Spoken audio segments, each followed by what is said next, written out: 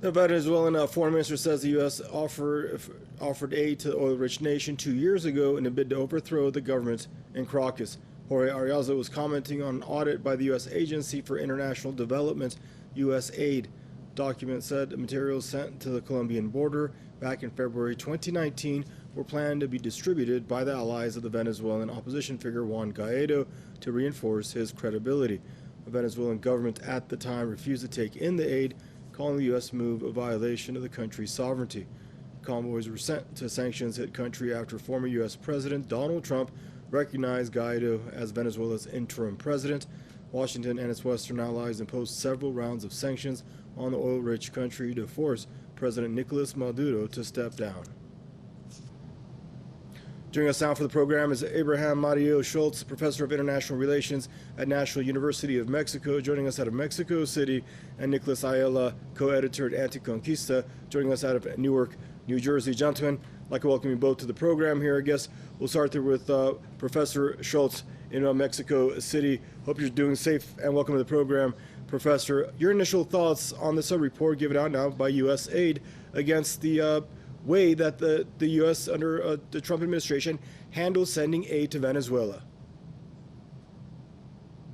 Yes, the Mexican president wants to help the Venezuelan people and also the Venezuelan government, who is giving what he can to his people. The point here is that the Mexican president is a social democratic president, and he is in favor of left governments. The President Maduro is a left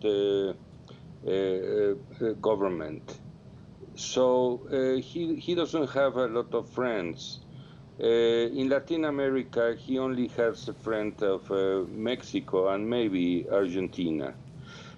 Abroad, the President Maduro has friends like Iran or China or Russia or even Turkey, because they are not in the situation like all Latin America that wants to erase all the socialist governments.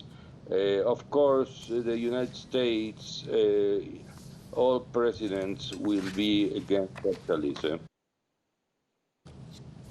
Thank you, Professor. And Nicholas, I'd like to welcome you to the program. Hope you're doing well out there in New Jersey. Nicholas, I'm sure you remember when that, it wasn't too long ago, when that aid was stuck there at that border. If you remember, corporate media, all the news outlets out there in the States, they made it sound like there's aid that the U.S. is trying to get in the hands of the Venezuelan people, and Nicolas Maduro's regime is keeping that from happening because of this tit for tat and basically tensions they had going on with the White House at the time. Now we're realizing there's so much more to the story that we weren't told. Right, and at the time, a lot of stuff was coming out. Particularly, some of the things that stood out to me was video evidence showing right-wing paramilitaries who were funded by the Colombian government and by the U.S.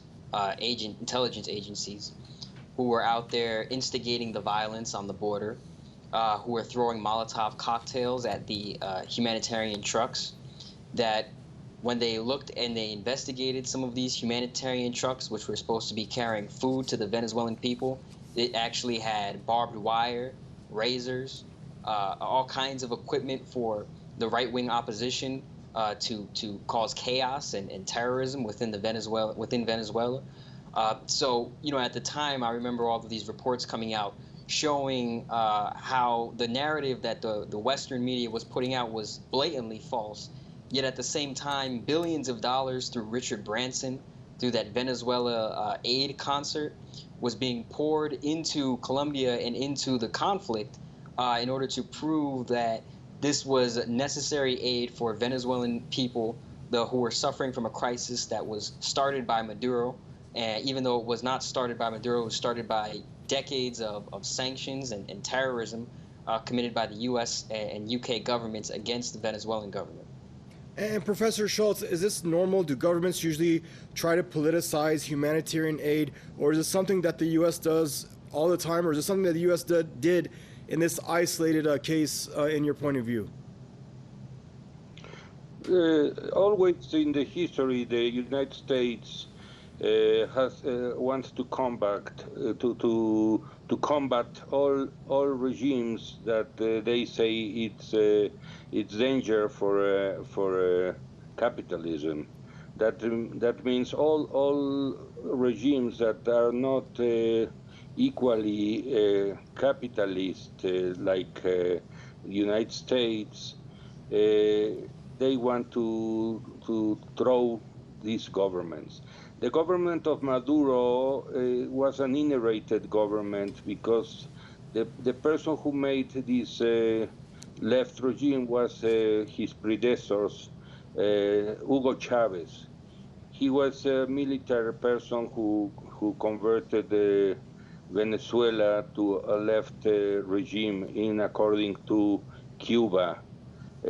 To Fidel Castro that made him all the orders to convert Venezuela in a left regime. Even that Venezuela has the democracy now because he had elections. Cuba doesn't have democracy because they don't have other elections with other parties. Venezuela, yes. They do, and Maduro won the election, but they don't want him, and they don't want a regime that it's a left regime, and also the prices of the oil went down, so they couldn't support the economy, and so they have a broken economy. They are doing what they can. But with this pressure of all the capitalist countries, all Latin America and the United States, they can't do anything. Thank you, Professor. And Nicholas, it's funny, you always hear the officials out of Washington say how their hearts bleed for the people of Venezuela, the people of Iran, the people of North Korea. And when it comes to them, trying to put that into action, you realize that there's always this fine detail that always kind of gives away. There's always a tell what the true motives there are. Right. Well, some of the true motives I would say are simply imperialism, is U.S. imperialism. There is no. The reality is that there is no concern. U.S. politicians have no concern for the lives of people outside of the United States. Some of them don't even have concern for people in the United States. They really. The issue, the interest that exists among U.S. politicians is advancing U.S. capitalism. John Bolton, I remember around the same time that this humanitarian crisis was occurring on the border, or they're trying to push this humanitarian aid, John Bolton went on Fox News and said that one of the main reasons why Donald Trump is so interested, and the administration is so interested in Venezuela, is because of the oil reserves that Venezuela is sitting on.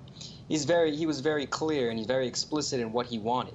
He wanted the resources of Venezuela. He wanted the labor of Venezuela. He wanted the economy to be an economy that served the U.S. And this is really what drives U.S. interest in attacking Iran, in attacking the North Korea, and attacking China, attacking Russia, attacking any country which their economy is not directed at developing the U.S. economy. Rather, if your economy is directed at developing your own people and your own nation, well, then that's crossing the line. That's contradicts the interest of the U.S. imperialists. And so that's really what this whole border crisis was about. Gentlemen, thank you both for joining us, and do stay safe so we hear from both of you again. Abraham Mario Schultz, professor, joining us from Mexico City, and Nicholas Ayala, co-editor at Anticonquista, joining us from New Jersey. And viewers, that's a wrap for this segment of your Press TV's News Review program. Thank you for joining us, and goodbye for now.